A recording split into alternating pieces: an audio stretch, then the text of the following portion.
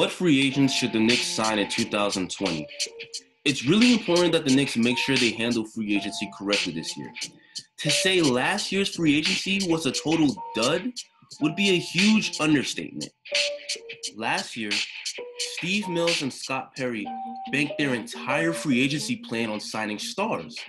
They traded a young all-star and Kristaps Porzingis for cap space to sign Kevin Durant and Kyrie Irving. Now, KD and Kyrie actually did come to New York.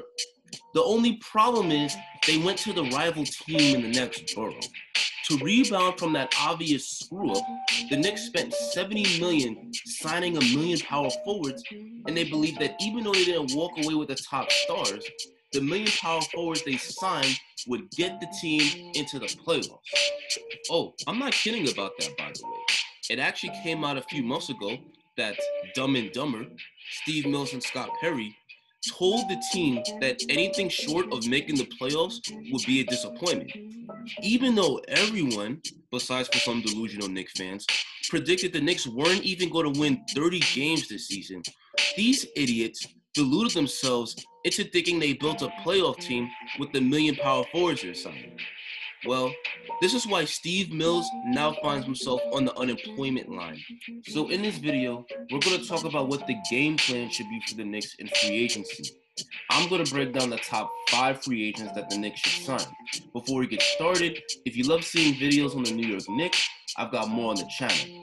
Please subscribe to my channel, More Hoops. Subscribing and liking the video really helps me to produce more awesome videos like this.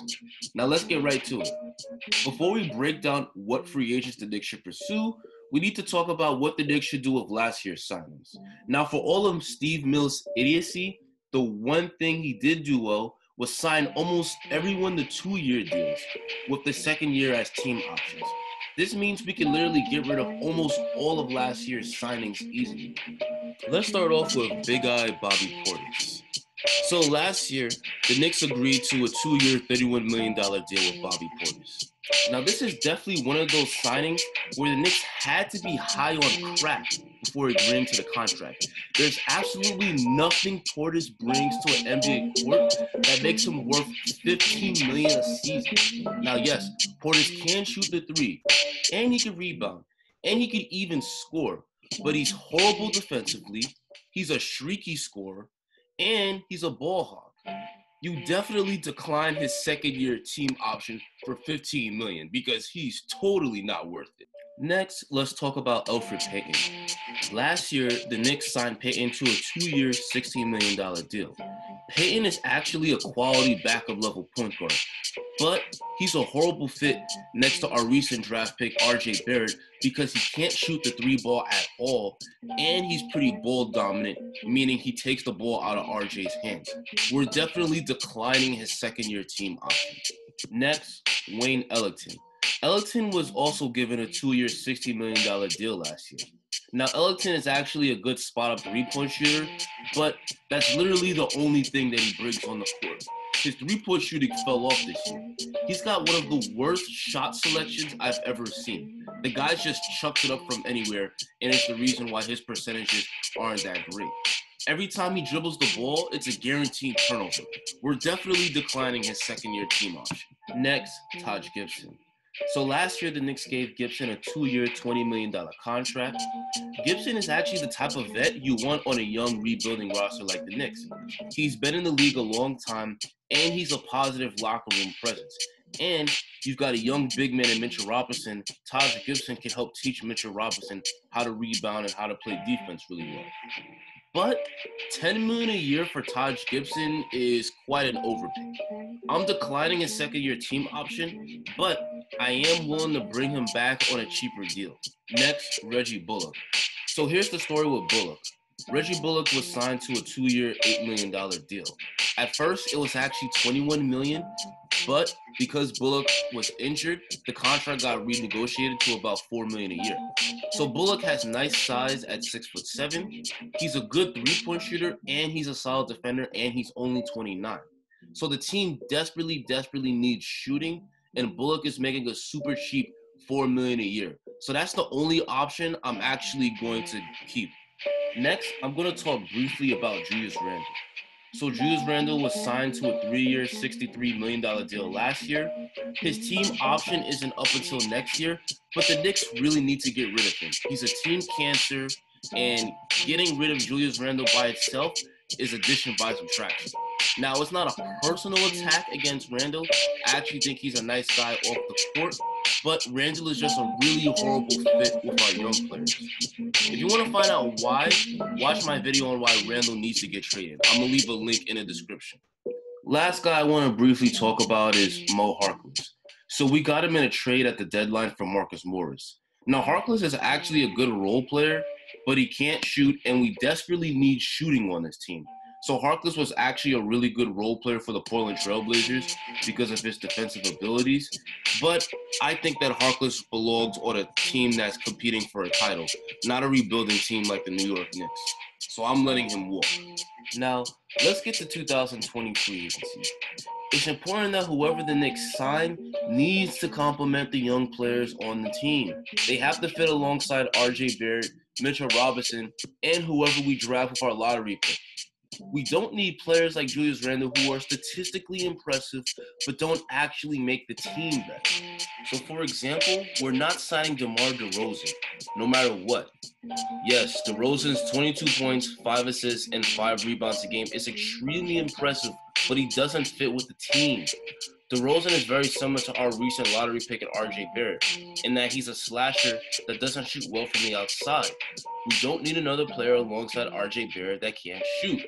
Everyone we sign has to be able to space the floor. The Knicks need to stop just signing guys who put up good stats and contract years, Julius Randle, and actually sign guys who fit the team. Now, I'm also going to mention that I'm not even entertaining the idea of signing Brandon Ingram. Now, yes, Ingram would be an amazing pickup, but let's keep it real here. He's a restricted free agent. The Pelicans aren't going to just let a 22-year-old all-star walk. So with that said, let's get to the top 5 free agents that the Knicks should actually sign. Number 5. The number 5 free agent that the Knicks need to sign is Fred VanVleet. Now, the Knicks have been weak at the point guard position for years. While Payton can pass, we already talked about how his lack of shooting hurts the team. VanVleet could be the shooting presence at the point guard position that the Knicks need. He shot 39% from 3 on 7 attempts a game. VanVleet can not only knock down threes off the catch, but off the dribble. If the big man doesn't hedge on VanVleet in the pick and roll, he's knocking down the shot. Overall, VanVleet put up solid numbers this year. 17 points per game and 6 assists a game are good numbers. But it's important to note that while he did put up those good numbers, VanVleet is not an elite point guard. I don't want us to get this twisted. He's a solid starter that's really better off as a secondary ball handler than a primary one. The Knicks would be making a huge mistake if they sign him and try to turn him into a number 1 option. But he would give the Knicks a solid floor general. Now, one of the things that I love about VanVleet is that he brings it on both ends of the floor. He's actually a pretty solid defender. Now, he lacks size at only 5'11", but because he's strong, has a high basketball IQ, and plays with effort, he makes a positive impact on that end. VanVleet actually averages an impressive 2 steals a game. Now, while VanVleet does do a lot of things really well, it's important to note his weaknesses. For one thing, VanVleet is a pretty poor finisher at the rim. He does lack size and he doesn't really have a high vertical. This is part of the reason why he only shoots 41% from the field. If the Knicks sign him, his role really should be as a secondary ball handler behind RJ Barrett. Now, while VanVleet is a very good player, this could be a disaster of a signing if the Knicks overpay. In fact, months ago, a source came out that Fred VanVleet could command between $25 and $30 million a season in free agency. VanVleet is a fantastic player to have, but a contract like that for the Knicks would kill their future cap space. To me, a better deal for VanVleet would be something like 3 years, $60 million. Only 2 years guaranteed with the 3rd year a team option. Now, while VanVleet could be a nice pickup, to me, we also got to consider the draft. If we draft a point guard like LaMelo Ball, I don't think it makes sense to sign someone like VanVleet. But if we draft at another position like power forward, say we draft Obi Toppin, VanVleet is a signing that makes sense. Now, VanVleet could potentially be an excellent pickup, but only if it's under the right condition. Number 4. So the number 4 free agent that the Knicks need to sign is Aaron Baines out of Phoenix. So Baines may not be a big name that puts up big numbers, but he will perfectly fit a role for us. There isn't another true center on the roster other than Mitchell Robinson. Now, while Robinson is a great defensive center, he can't stay out of foul trouble. Baines gives the Knicks a backup center that can step up and be a defensive anchor if Robinson can't play. Aaron Baines is a quality defender. Because of his size and his strength, he's really good at guarding opposing big men. He's also a really good pick and roll defender, and while he doesn't get a lot of blocks, Aaron Baines knows how to use his body and knows how to rotate in order to protect the rim. Now, Aaron Baines' contributions don't end on defense. He's also a huge plus on the offensive end. Baines is one of the rare centers in the NBA that's a legit stretch 5. Baines shot 35% from 3 last year on 4 attempts a game. That his shooting ability pulls opposing big men out the paint, making it easier for his teammates to attack the basket. Baines is also a good passer. His court vision for a big man is pretty good. The lack of shooting was the Knicks' biggest issue on offense last year. Because guys like Elfrid Payton and Julius Randle can't shoot, RJ Barrett often found himself driving into a wall of defenders. Baines will make the game easier for the Knicks because of his floor spacing abilities. Baines will be an amazing pickup. The Knicks will not find a better backup center for themselves in free agency. Number 3. The number 3 free agent that the Knicks need to pick up is Davis Bertans. It's no secret that the Knicks need shooters.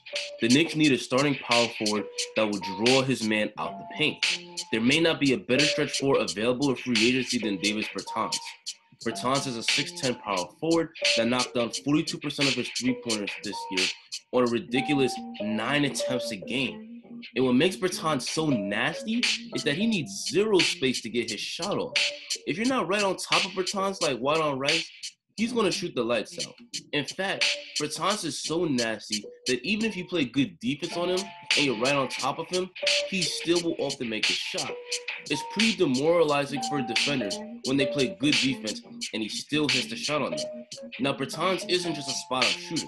He can hit shots on the move. The Wizards run pin downs and screens to get Bertans open for three-pointers all the time. A dead-eye shooter like Bertans is the type of player that the Knicks need. His ability to space the floor will make life so much easier for RJ Barrett because Bertans' shooting will open up driving lanes.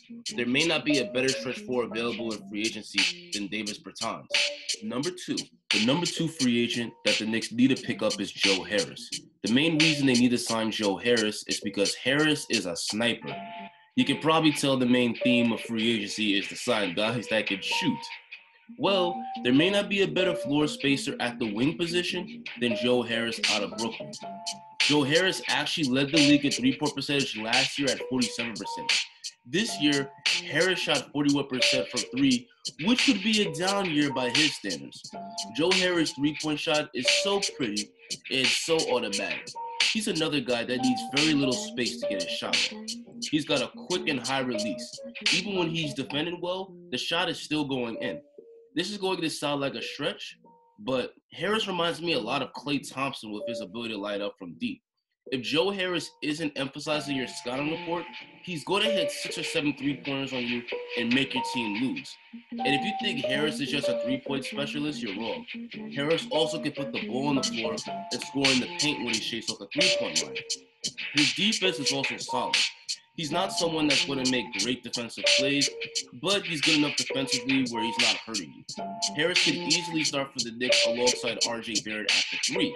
Harris' ability to stretch the floor will make slashing a lot easier for RJ. Number 1.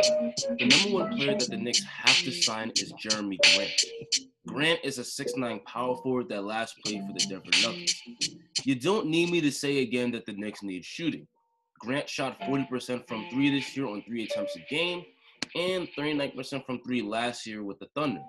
Grant gives the Knicks the stretch 4 they need. Now, Grant may not be a three-point sniper on the level of Bertans, but I favor him over Bertans because of his two-way impact.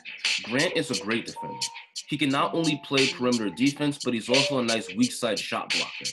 Grant may only be 6'9", but he's got a monstrous 7'3" wingspan. With those long arms, Grant gets about a block a game pretty much every season. Grant is excellent at rotating on defense and using his length to get blocks and force misses. Just imagine if the Knicks compared Jeremy Grant and Mitchell Robinson together. The Knicks would have one of the best paint defenses in the league because both of them are pretty good shot blockers. And to me, this is why I have Jeremy Grant ranked number one. Because not only does he bring that important floor spacing as a stretch four, but he also brings a two-way impact. Now, do you agree with my list or do you disagree with my list? Who do you want the Knicks to sign in free agency in 2020?